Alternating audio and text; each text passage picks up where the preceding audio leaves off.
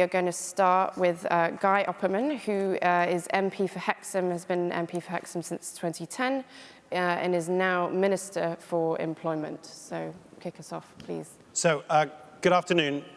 As you probably were expecting, Ben Houchen, I must pass on his apologies. And so, as you probably know, when you are booking someone to be a speaker, you need to book the Prime Minister about a year in advance, the Chancellor about 6 months in advance, a regional mayor about 3 months in advance. So when I was called this morning and asked to attend today, I was deeply honoured to step in for Ben. And it was a great privilege and honour to be here.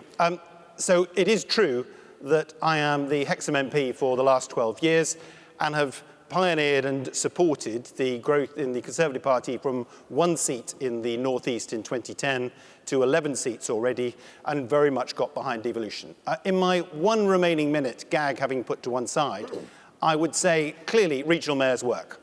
And whether you are from the West Midlands or whether you are from Teesside or whether you are from Manchester or whether you live in London, mayors work and drive forward growth. The second is education. There is a massive need for a reform of education. The Gove reforms made a difference. I would really point to things like T-levels, the greater funding for FE, the greater emphasis on apprenticeships that is coming forward. And the third is, how do you create clusters of growth? Much like I think Michael spoke to you this morning about, and my final quick 20-second pitch would be, as the former pensions minister for 5 years, how do you drive forward outside investment, which isn't state investment or private sector, to boost what is already existing? And I have seen with the various pension funds I worked with, the obvious one will be Legal & General, the massive investment that can take place to take real change. Thank you. You stuck admirably to your timing. So we are going to move secondly to, I think we have Sir John Peace, who's former chairman of Burberry and Standard Chartered, and is now chairman of the Midlands Engine Partnership and Midlands Connect. That's me, Juliet. Good afternoon, everyone. And I've been fortunate enough to be here for most of today's conference. And I would congratulate CPS for putting on an excellent conference and with some excellent speakers. But I kept thinking to myself, if I was a Martian, having listened to all these presentations, what would I be thinking right now? Because as a business person, that's the lens I look at it through, not as a public servant as such, is I really do believe this is one of the deepest recession potentials that we've had for decades, maybe for millennium. It's a very serious situation we have to deal with. And I think it's also true at the same time to realize that there are many opportunities that we have here in Britain. It's one of the greatest places in the world to invest. And there's no doubt at all there is capital out there looking to invest in Britain. But having said all of those things, it's also true to say we need to level up. But one thing I know is if we can't grow the economy, unless we can achieve economic growth, we can't afford much of the levelling up plans that governments have been putting together. I believe it's essential that we are able to level up.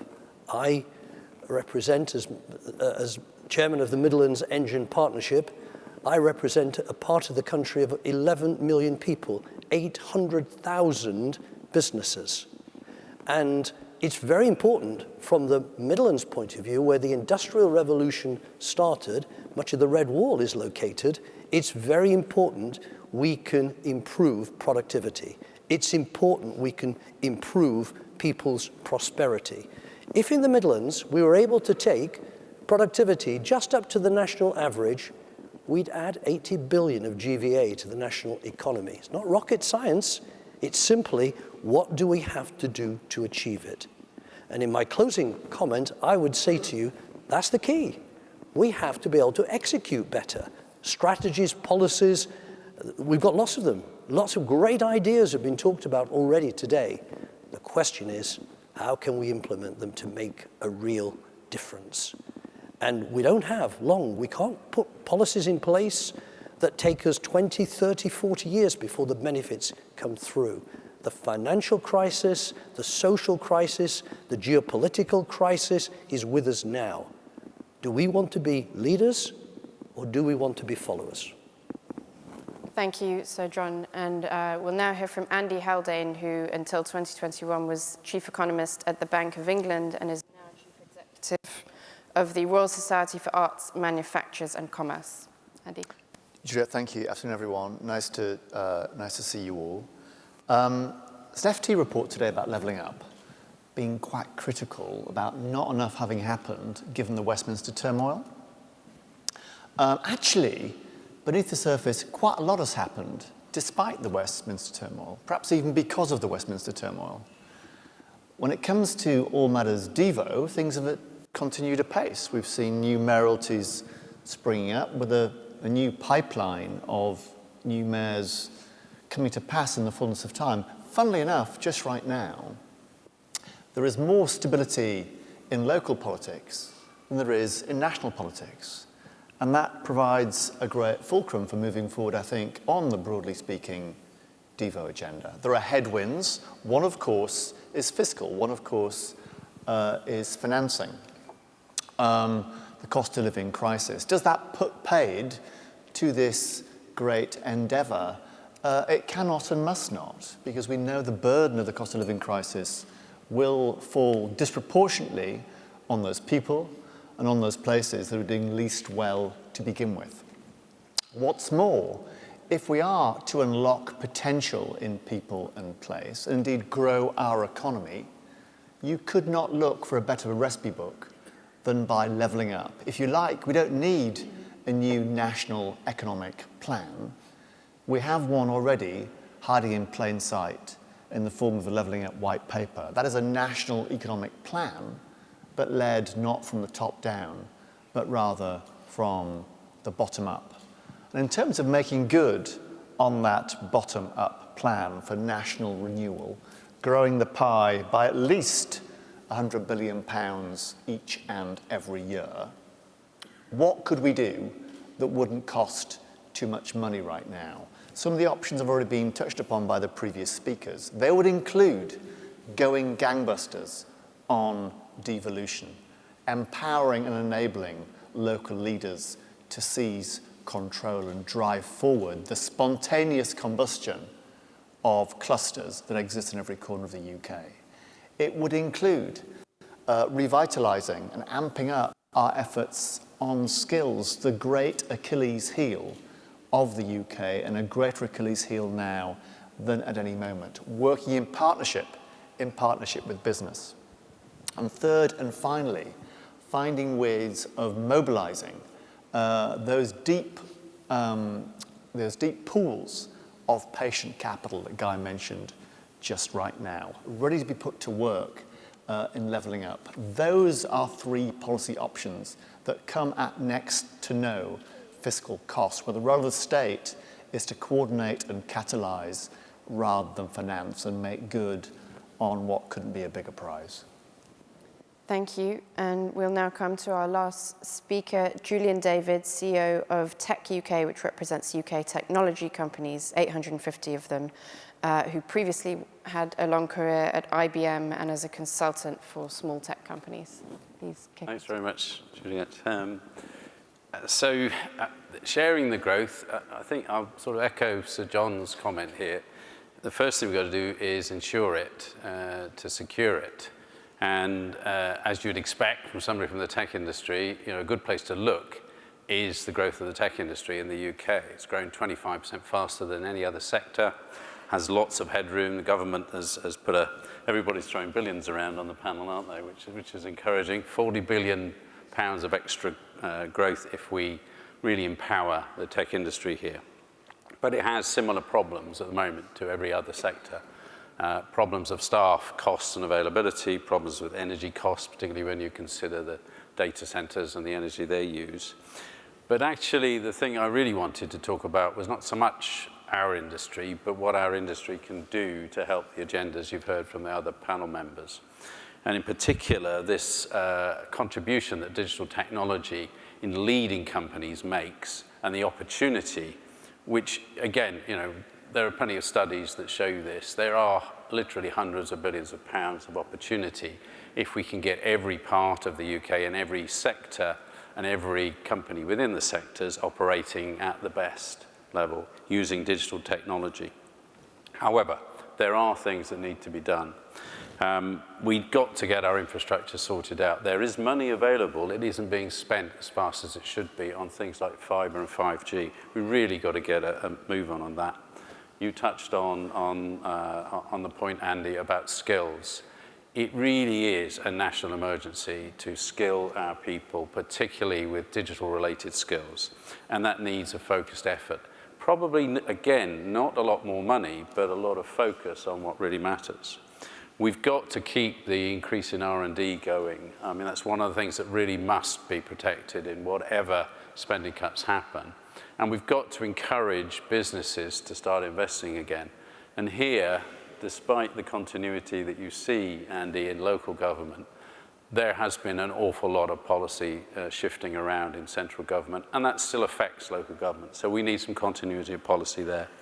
And we need to have a sensible approach to regulation. There's a lot of commentary about, we are in charge of our own regulation now, but have we got a plan to realize the things that are going to make a difference?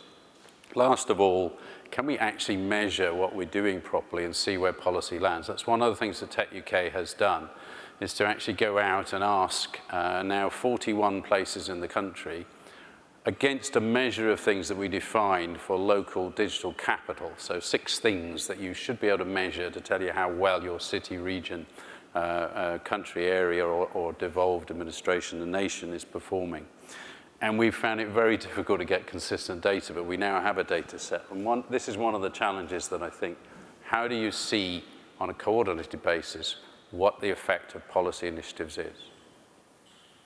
Great, thank you to all of our panelists. I'm going to ask a few questions. We're going to have a discussion, and then you guys can ask questions as well. And I'm going to start by asking whether levelling up is compatible with the new era of fiscal austerity that we are entering. And maybe, Guy Opperman, you could...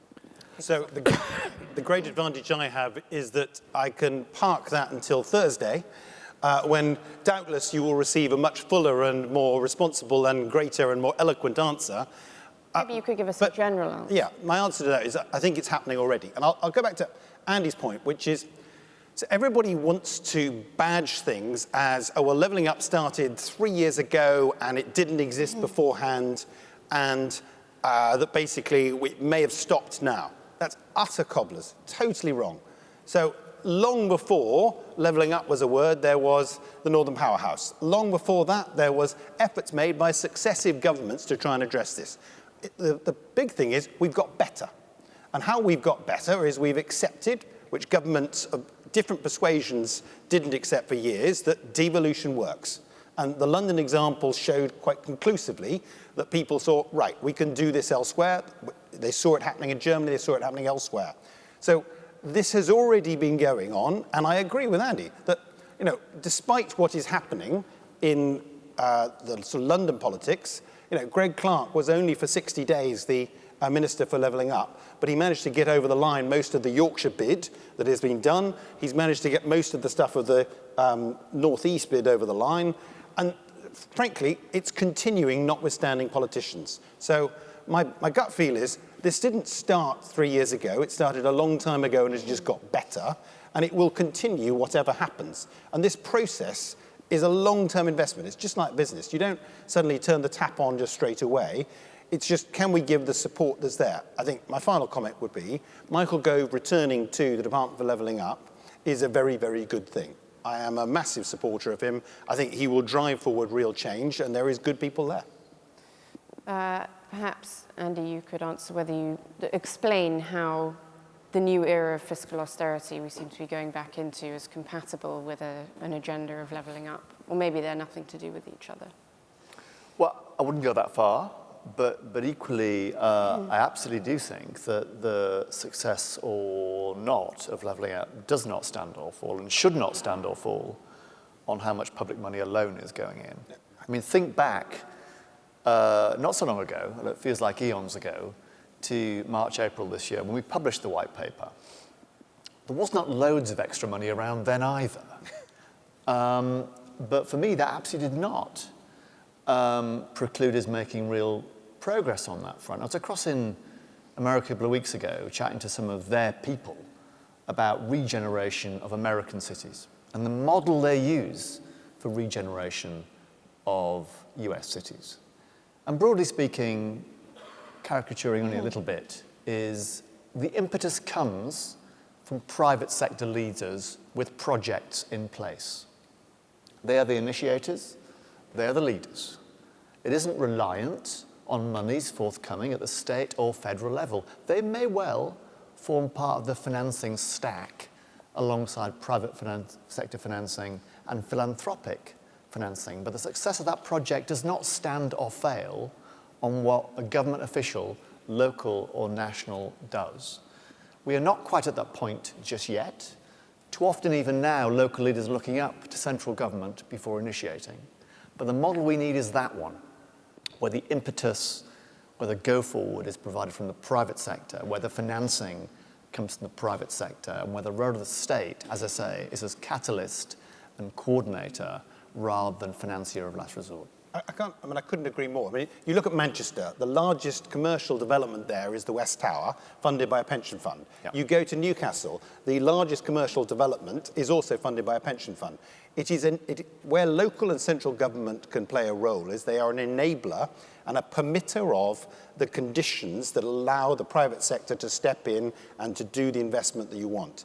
And there are certain ways, particularly in housing and in capital projects, that you need help. But by and large, it is the private sector that will drive it. And by and large, nothing that the Chancellor will or will not say on Thursday should impact on that. But can you actually have a levelling up policy if capital spending is being... And I mean, particularly we saw with the example of Northern Rail, project being scaled down so that we're going to get half of it. We'll get the railways, but they won't be as fast, and the train stations won't be in a convenient place. I mean, is that levelling up? Yes, most definitely we can still do levelling up, notwithstanding the points that you're making, and without a shadow of a doubt you can. And it is a direction of travel, and it is sending out the signals to local leaders and to local infrastructure that that is where you are going. There will always be issues on pace and who gets which priority first. But the idea that it is solely dependent upon the state is very much not a Telegraph approach and very much not the approach of the government. I wonder if either Julian or John want to say anything about capital spending or public investment and its role on this agenda. Julian, shall I have a go? Juliet, I've got to address your first comment. I actually think if most members of the public were at the back of the room listening to what we were saying, I think they would be horrified that we don't immediately acknowledge just how tough it is out there. The impact on their lives because of the food inflation, energy inflation, just general cost of living is huge. So when we come to defining levelling up, it means different things to different people. Where I live, 10 miles away, the life expectancy of people living in this community versus one 10 miles away is 10 years. That's how dramatic this is. Now, I agree with Guy, this just didn't happen overnight. This is something that's been happening over decades. And I personally believe levelling up is fundamental to keeping our union and our country together and moving together in the right direction. I don't think government on its own can do it. I think we're in an age of collaboration and cooperation between the public and the private sector. And this morning, Guy, when the Secretary of State talked about the very good mayors that we have in Andy Street, in Ben, and I agree with him. But this is a comment which I know resonates with you. If I look at the Midlands, my 11 million people that I talked about 3 million of those are in the combined authority. That means 8 aren't, and they're in rural areas. So if we're going to have a levelling up strategy, if we're going to attract capital, which I think we can, and we've identified in the Midlands something like 40 billion of investable projects, then you've got to do it that it levels everything up, not just one or two small, relatively focused areas. Otherwise, you're not going to change very much at all. Did you want to say anything? Yeah, I would sort of pick up on a couple of things. The first is that the devolution point it's not finished. And you've got the sort of islands of excellence where there is some coordination, collaboration going on, but most of the country, and within the devolved administrations and nations, most of their countries also don't really have an effective collaboration, coordination at the level it needs to be. So we need to finish that, and that's a policy that needs to carry on through any sort of government and into the future. Both main parties should be able to agree on that, and the SNP as well. The second thing I would say is that what government should focus on, and it isn't necessarily about investment, is actually understanding where they need to transform the essential skills. When we talk about London, one of the big things that happened in London was they set about the education system some time ago, and they've made it very effective in London. It's much better than anywhere else in the country. And it did have some more money, but mostly it had focus and drive. And I think, connect that to the first point I'm making, you can solve some of the big picture issues without having to spend an awful lot more money. So since there's such a dangerous consensus on the wonders of devolution, I thought maybe we should consider where it doesn't always go so well, and why necessarily does devolution lead to regeneration, good projects happening, competent government, or in the case of somewhere like Croydon, you have the counterexample where it leads to corruption, the local government effectively bankrupting itself. So how do you get the good kind of devolution, not the bad kind of devolution? That, Juliet, is the most important issue for us to address here when it comes to capital. Because I believe there is capital out there. You heard Ian Stewart say that this morning from HSBC. And I believe Britain is one of arguably the most investable places on this planet. London's the best capital city in the world. But unless you put in place the right governance, unless you put in place the mechanisms, the structures which enable us to use that capital widely and deliver on the promises and the investment returns that were anticipated at the beginning, then investors will very quickly begin to think that maybe this isn't as investable a place as they thought in the first place. And I think the government white paper, and I do agree with Guy, I think the Secretary of State, he really understands that, the need to actually get the right structures in place for the delivery, not just simply about the idea and the theory. Anyone else have a strong view on that?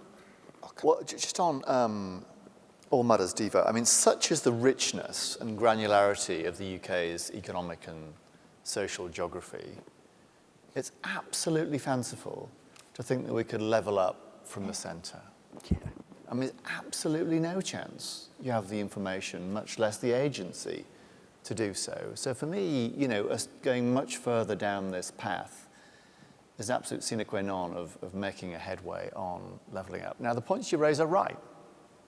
As with everything else in life, it's not always an unmitigated good. That's why we need appropriate accountability devices in place to learn from experience of what counts as good Devo and what counts as bad. Other countries have been through that process. We have to a far lesser extent. And within this, one final point. The ultimate accountability device here for local leaders is being held to account for local taxation. That is what squares the circle of incentives here. I mean, right now we have an interesting situation where, with very few exceptions, all the local mayors have the power to spend, but very little power to tax. And surprise, surprise, they're jolly popular. Now, if I had the powers to spend and not tax, I'd be really popular as well. And the way to reconcile that, the accountability gap, which I think currently exists, is to give a little on taxation as well as powers. Without that, Devo is half a loaf. Right now, Devo is at best half a loaf. We need to move it forward. You go on. I was going to say, scale, I think, is important here. I mean, the classic small authority doesn't have the competence. They just don't have enough Croydon's people. pretty massive. I mean, They their don't have budget's over $1 expertise. billion, but So I do think scale matters, but then data and transparency, and that's also very, very important. So having the right mechanism for seeing what's going on and having the scale where you've got enough competent people in the administration to manage the thing properly, I think those would help. You could take your lessons learned from Spider-Man, where I think somebody says, with great power comes great responsibility. The point being, if you are the local leader elected locally, you can be kicked out or rewarded. And you look at Ben Houchen, who obviously I am his living deity today. When he had his re-election in May of last year, and I accept it was good economic times for the Conservatives, he got almost North Korean results. This is a man in the northeast of England getting over 70% of the vote. That is genuinely unheard of in places like Hartlepool, Middlesbrough, Darlington, and the like. And that genuinely because he was delivering. And it's about delivery on a local level. The point is fairly made that not every example will be successful, and journalists and local people can push back against those and get upset about them. But the principle of devolution of power to the local communities on a large scale, and I agree size matters, of at least 1 million people ideally, really makes a difference. And your buying power gets better, your ability to bid to investors gets better. Trust me, local authorities have no prospect of going to heavyweight organisations, whether they are banking or fiscal giants in this room, and the private sector saying, come on, invest in my small local authority. But if I am the whole of Teesside or I'm the whole of the West Midlands, I have a real capability of doing so. So I thought we'd then move on to the workforce, which seems to be a huge problem in the UK at the moment. We have a huge labour shortage contributing to inflation, which is, as you said, is probably the levelling up issue really at the moment is inflation. Some estimates say there's 5 million people inactive who would have been active before on pre-pandemic trends. So you're the employment minister. What's going on in the labour market? How is it going to be resolved? Ask me a nice broad question. So I don't necessarily recognise your 5 million inactive post-pandemic. Clearly, there has been a change. I think the simple truth is we are blessed with a very positive employment situation, which is something that is a very positive thing. It's the best figures since 50 years. But at the same stage, there are clearly 1 million vacancies.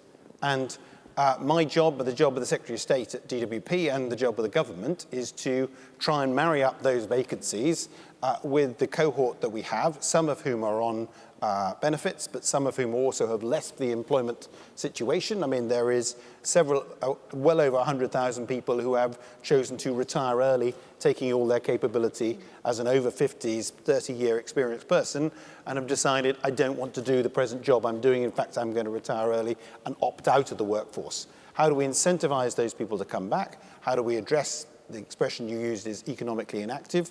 And how do we make conditions for businesses that have the skills and the capability to take this forward? It is a massive job and something that we're very keen to focus on. Andy, I have to ask you about the labour market since you're an economist. Yeah, well, look, here's where we are. We have 1 in 6 of the working age population reporting themselves as long-term sick. Among 16 to 24-year-olds, the healthiest cohort, we have 1 in 8 reporting themselves to be long-term sick. These aren't something that have spontaneously sprung up as a result of COVID. These are trends that have been in place for at least 15 years. We don't fully understand them, I think it's fair to say. Certainly I don't fully understand them. It's a whole mix of conditions and ailments, many of them mental health related. COVID turned what was a slow build of ill health problems and took it up several further gears. Where this leaves us now is having made a difficult situation even more problematic when it comes to staff shortages. Some have left the workforce, as Guy said, for reasons of lifestyle choice. They might be quite tricky to entice back in, but it's definitely worth trying. Yep.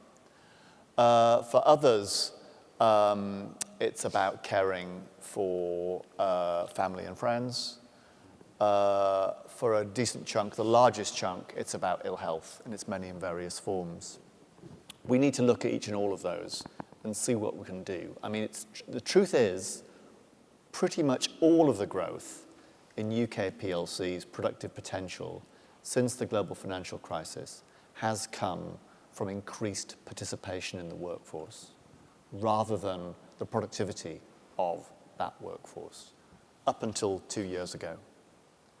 So the single cylinder of growth has now gone into reverse with the contracting workforce. And that just underscores the importance of Guy's job, underscores the importance of this issue, I think, for driving forward genuinely supply-side improvements in growth, which I think is just what we need. I'll move on to a next question so that we can get more in from the audience on skills, which is why isn't the market and why are not companies not producing the skills that they need? We hear so much complaining about the government not doing this. Why aren't companies doing it? And Julian, maybe you could answer us that. Yeah, it is an interesting question. You'd think for their self-interest they would do it. And I think a lot of the problem is what they're encountering when they try to bring people in. And that's back to this point about, real focus at the education system level. And then you've got to look at how easy is it to understand what new skills you need and then to do them. And there have been some really good initiatives by government in recent years and longer term. I mean, the concept of the apprenticeship levy, the point about it was a good one. It was that measured against any other country that we cared to look at, a developed country, we were investing less in training and developing our workforce than anywhere else. And maybe some of those reasons are the ones you talked about, which is let's get more workers in and we'll solve the problem that way. The famous car wash example is always quoted, isn't it? So I think there's got to be a real focus on helping companies understand that they can change their productivity, and I've got to say it, by digitizing much more of what they do, but also then focusing policy interventions in making it easy for them to do that. And the apprenticeship levy in its first years wasn't easy, and it was restricted. And we should really not be looking at that. We should be taking the other ambition of the government, which is lifelong learning, put all these policy initiatives together and make it easy for companies to do this, and make it easy for supply chains to do it. If you're a small SME somewhere in the supply chain in the Midlands, John, you may have seen this every day of the week, how do you find the effort to invest in apprenticeships? Who's going to help you do it? And surely the way to do it would be through the supply chain and have the companies that buy the end product invest in helping you skill up your own company. And another element of levelling up, or one that gets a lot of criticism, is the notion of industrial policy or having some kind of manufacturing support. And people say, well, how can we compete with the US or China or Germany, places like that? Is this really a good idea? On the other hand, we've allowed a lot of UK capacity that we used to have, nuclear telecoms, to wither. So what should be the approach? Is, the fear of old 70s industrial policy that stalks government, is that unfounded, and how should we do it? John? I don't think governments should try to pick winners or back winners. I think it's important that governments put in place the right policies to encourage businesses to invest and to grow, and industry sectors to develop and grow. But I can tell you in the Midlands today, it's changing rapidly from being a place where we made cars into a place now where there's much more high tech. I'm a founder of Experian, so the tech sector, I can just see what is happening there in terms of growth. Life sciences and so on are also creating new opportunities. I think the issue we have is the question, if I may, Juliet, change the question. What can we do to encourage much more local support of these industries? Because one size doesn't fit all, and different parts of the country are sometimes trying to do the same things, but differently. If Ben was here now, I'm sure he'd be talking to me about hydrogen, because I know how important that's been in the northeast. Well, I can tell you, and I'm delighted, and remember, this government's done some very good things here.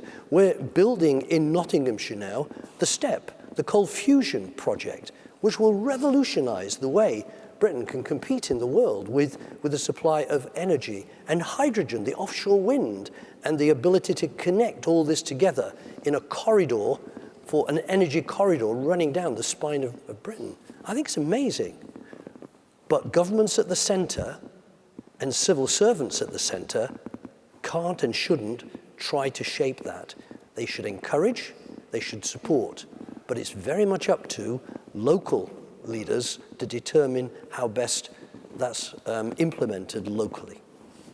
Guy? So I wouldn't necessarily be going down the industrial strategy as a global whole, a la sort of the Wilson government time. I don't think it works, and I don't think it's government is best at running industry, frankly. What I do think government can do is two things, well, three in fact. The first is you can have a sector-based approach, and there are clearly certain sectors. Digital is one, construction is another, green jobs is obviously another. You can look at sort of life sciences as a fair point totally, where those individual sectors clearly need certain people trained in certain skills.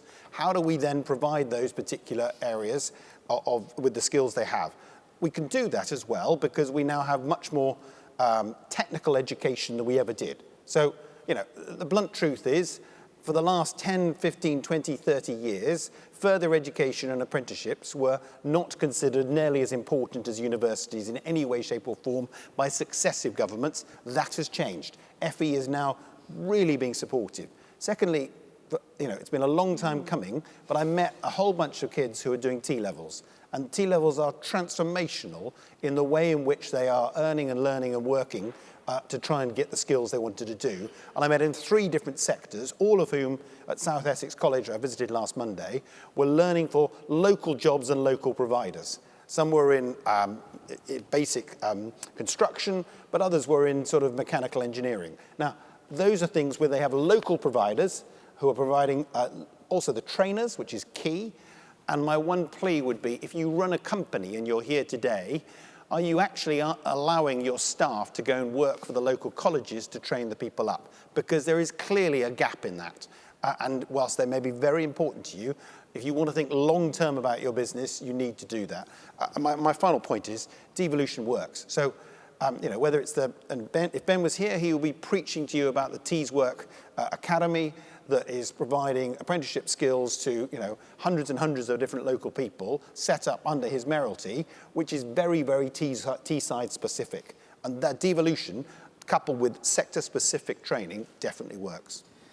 Okay, the last question from me before we go to the audience is a general, perhaps more philosophical one as to whether the focus on levelling up, or perhaps more explicit focus on levelling up, you know, since it's been named into the title of a department, does that signal, or is that a symptom of a new era that's fallen a bit out of love with globalized free markets, where the chips fall where they may?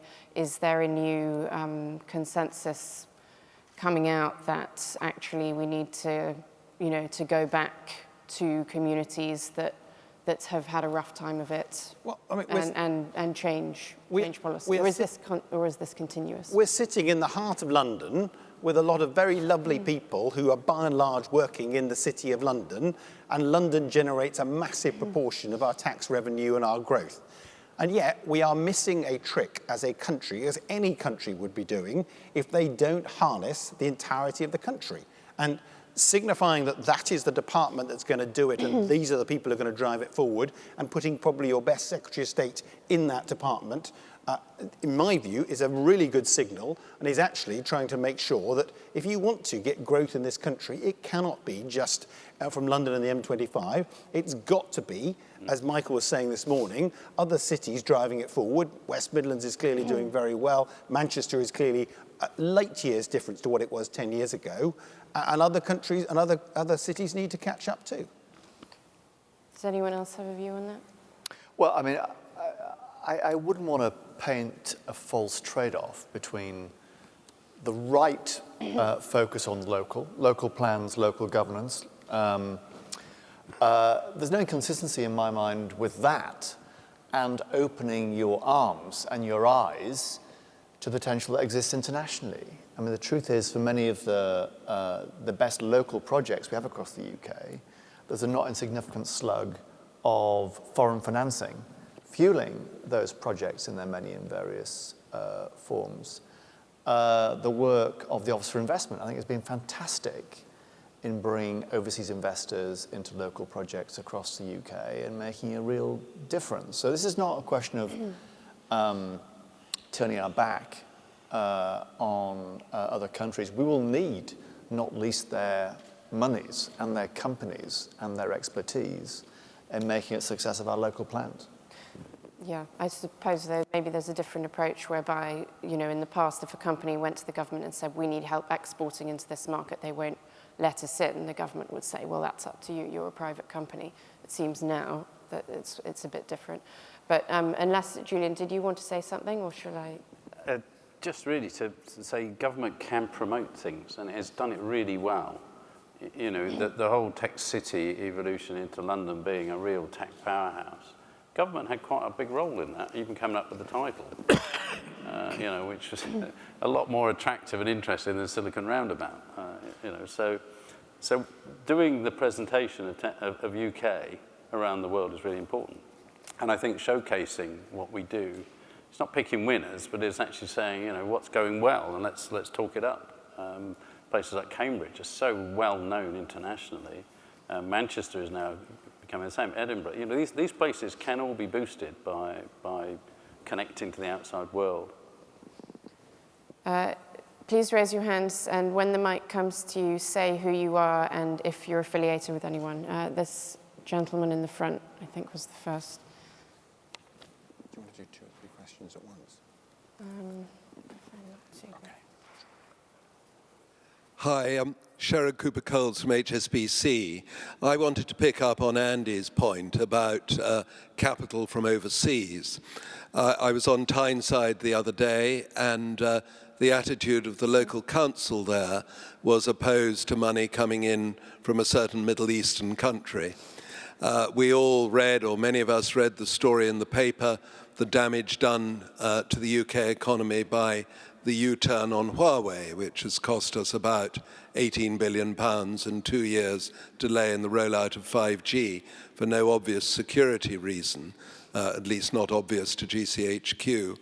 So could I ask you, particularly perhaps the Minister and Andy, on the attitudes to bringing in capital from overseas when we have willing investors wanting to put money into the UK, wanting to put not just financial capital, but intellectual capital as well, and how we steer through this conundrum, given the politics on both the left and the right. It's not straightforward.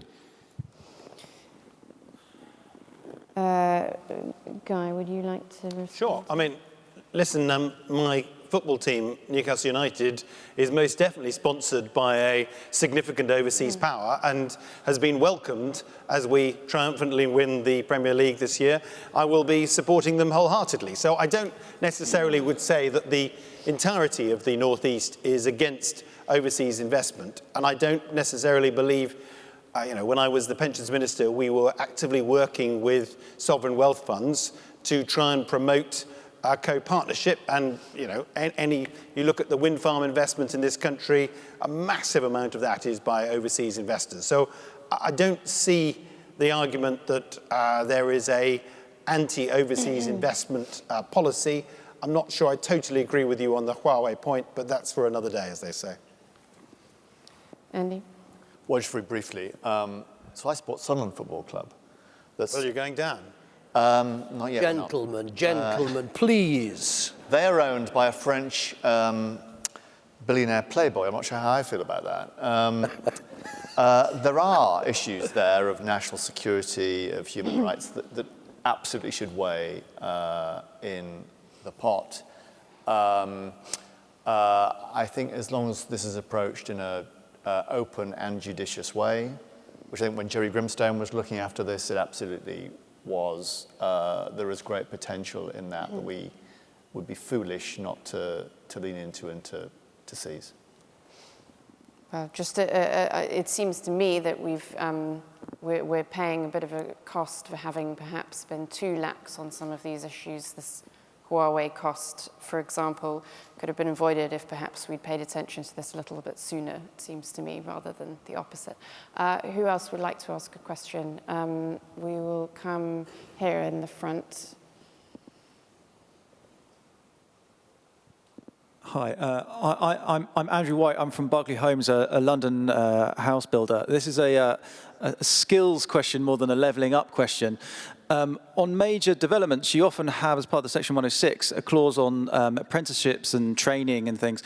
And often local government exercises their freedom here to put in local residency clauses into it.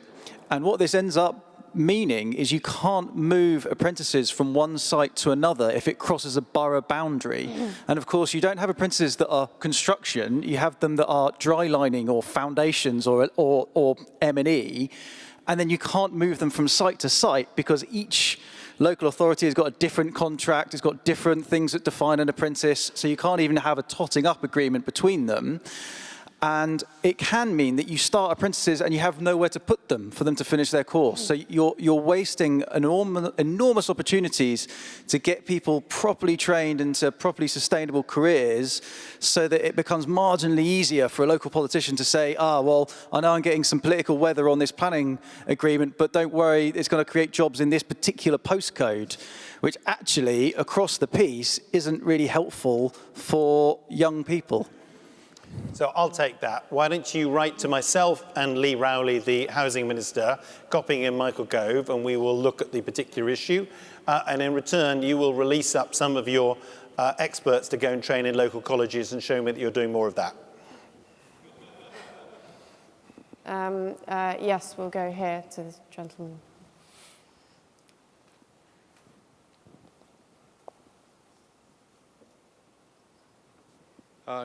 My name is John Mills. If you were going to have a manufacturing, if you're going to do anything to help the ex-industrial areas of the country, surely we're going to need Could you hold the microphone a little closer? We're going to need a manufacturing revival. Does the panel think that that's going to be possible if we run the economy with an exchange rate which suits the service sector at maybe $1.50 to the pound, but it's absolutely lethal for manufacturing, which needs an exchange rate which is much lower than that? John, do you want to? Yeah, I think the exchange rate issue and the impact on supply chains is very significant. And it was already under great pressure. I think a speaker earlier today talked about the impact on supply chains. It comes back to how the government wants to encourage the service sector, which it does, but at the same time, manufacturing, how can we hedge supply chains, do things which will make that much more manageable for the businesses. Not so much just the large corporations here, but the medium-sized ones as well. And Andy, you must have thought about this at the Bank of England, this trying to strike this balance, because you don't want to rob Peter to pay Paul. You're trying to strike this balance all the time. And it's almost an impossible conundrum to get right all the time. Andy, do you want to say anything? Well, I mean, John and I've had this conversation on and off for a number of years. And without getting into the exchange rate issue, I mean, like John, I am a true believer in the potential and power of manufacturing to drive productivity in this country, which we sorely need. Its true significance to our economy is structurally underestimated because the share of manufacturing in GDP underestimates the damage that would be done to supply chains, to a whole bunch of service companies if manufacturing companies were to fail or to go elsewhere. So I think it's terrific that we see across the whole country examples of high-value manufacturing clusters springing up, generating skills and jobs, and growing that supply chain locally in a way that's great for the local community. But John, you know, I think it's so important that we look to the future in terms of just what this just-in-time type supply chain is going to look like going forward. And we import a huge amount into this country. I'm not just thinking here about things we manufacture, but also the things we grow in terms of food security, etc. I think we have to go back and really think again, very long and hard, about the fundamentals of what's essential to the economy and what is going to be fundamental to the security of our economy going forward. And making things, you know, I'm speaking as a Midlander here, where we account for about 20%, 22% of all things that are manufactured are made in the Midlands. But it is something we've got to give some very careful thought to. Yes, the lady there in the middle. Hi, my name is Catherine McBride, and I just wanted to question. I completely agree that it's great that we start preparing our own young people and population to work in the workforce.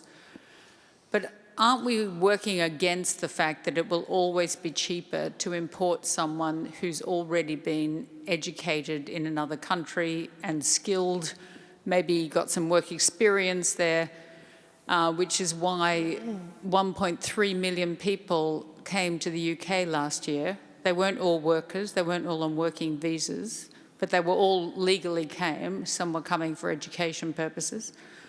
And that is the real problem we face, is for a company, it's going to be much cheaper, and we've been doing it for the last 10 or 20 years, just importing the people we need rather than training our own people, which obviously in the long run, you just can't keep doing that because you get a whole generation of people who are left on the scrap heap while we're importing fully qualified, ready-to-go workforce from some other country that happens to have a lower currency, probably, and also a poorer economy, so that to come and work in the UK is hugely beneficial for them. And also, it's, you know, it's, no, it doesn't matter. That's the question, is how do we compete with just the fact that it's cheaper to import people? Yeah, Julian, maybe you could answer that, because tech companies are among the first to complain when migration policy starts to be tightened. Yeah, but it's a balance, and I don't think I accept the general premise that it's always cheaper to get somebody from abroad. But when you look at this on tech, what you're talking about is access to global skills. Make sure you've got access to those global skills. Sometimes you don't actually want them for forever and ever. You know, a lot of this is about projects. It's about bringing teams together to do something in a particular place or a particular group. And we must ensure we have that. I mean, if we don't have access to global skills, then we do risk being behind the curve. However, the ambition I think we should have, and I don't know why not in the tech industry, and I'm not even sure I understand in many other sectors either, why can't we be a producer of skills instead of a consumer of skills? You know, why can't we, the UK, which has got a long tradition of excellent education at the top of the tree and examples of excellent education all the way up, why can't we do that everywhere and produce loads and loads of graduates? And back to your apprenticeship problem, you know, every council, they shouldn't be worrying about restricting the apprentices they've got. They should be getting so many apprentices, they want them to go somewhere else because, you know, they're looking for jobs. So my take on this is you want both. You want access to the skills you need on a global basis, but you need to produce your own skills in-house. So, I mean, the answer to your question is actually skilled migration in this country is up massively. It has massively enhanced over the last few years post-Brexit. Now, at the same stage, we need to train up a whole cohort of people, particularly in certain sectors, and that is, frankly, the main task of government, is to get a better workforce coming through. We've already started with T-levels, we've started with skills boot camps, we've started with a massively great emphasis on FE. There is a whole bunch of stuff we need to do, but that work is in progress. We've got time for one more question. The lady standing there on the left. Oh, well. Do the two. Fine, we'll do two. As long as your questions are very quick, we can do you both. Can we just start with the lady sitting down who has the microphone? Yeah. following on the training and skills questions, and this is probably mainly targeted at Guy. Guy, you talk about T-levels, which I think are fantastic, and the anecdote you gave from Essex is good, but they're just not at scale. There are 5,500 T-level students last year, a similar number the previous year. UK universities, by way of comparison, take 500,000 undergraduates per year. So the question is, how are you going to expand on that good work and get vocational education and skills training at scale? Okay, your name, please. My name is Katie Ivans. I'm the Education Director of an organisation called Real Action, and that's the education we've been doing for over 20 years on the discovery that our nation's most criminal area, the Mozart area in London, was populated by illiterates, okay? So we run wonderful literacy classes. Literacy should be properly taught to children. Actor is act, actor is cat. A 2-year-old can do it. This is what we do at our Saturday classes. 4 to 12-year-olds come flocking to them, and up jump their reading ages by an average 13 months and 18 hours of teaching. We need national education reform, including teacher training reform. The word didactic is forbidden, I have been told, in teacher training. This should end. We should educate our children, and they can come and work and do wonderful things, okay? They're very intelligent. You teach them, they'll learn. Thank you. Okay, Guy, I know you have to go. I think I take everything on those. I will take that on notice to the Secretary of State for Education on literacy. And on T-levels, you're right. It's a young beast which we need to grow massively, and that is certainly something we're going to do. Julian. So look, this is the theme here is public and private working together, and we at TechUK are involved in an accreditation program, and the basis of it is bringing employers together with learning providers and learners, and actually getting them doing the things that are interesting. Earn as you learn is one of the variants, but the whole concept is getting the employers engaged with the training providers, the universities, the further education colleges, and T-levels, Minister, as you say, and getting the employers engaged in that so that people know where their career is going to go. They can see the excitement of working in a real business, and businesses can actually see, here's a pipeline of talent that I can bring through. And they're very sticky, actually. If you get people on apprentices, they're much more sticky in employment than many others, including people coming from abroad. So I really think putting the two together in a coherent way and going for scale, that's going to be the solution to this. Andy, last. So I agree with exactly what Julian just said. I think these local skills improvement plans, taken forward at scale, employer-led, locally embedded, are the way to begin to break into these challenges, point one. Point two, on, broadly speaking, government skills initiatives, I think they are, by and large, directionally right, but are at least one decimal place out when it comes to scale. Third point, if we are looking to scale, what might be done differently? Well, how odd is it that when it comes to investing in machines, we will happily offer a subsidy to companies. But when we ask about companies investing in people, we do not offer a similar such subsidy. Is it not the time to have a conversation about leveling the playing field, about investing in people versus kit, given that most companies would say that people are their greatest asset rather than the kit? Great. Thank you to all our speakers, and thank you to you guys for listening.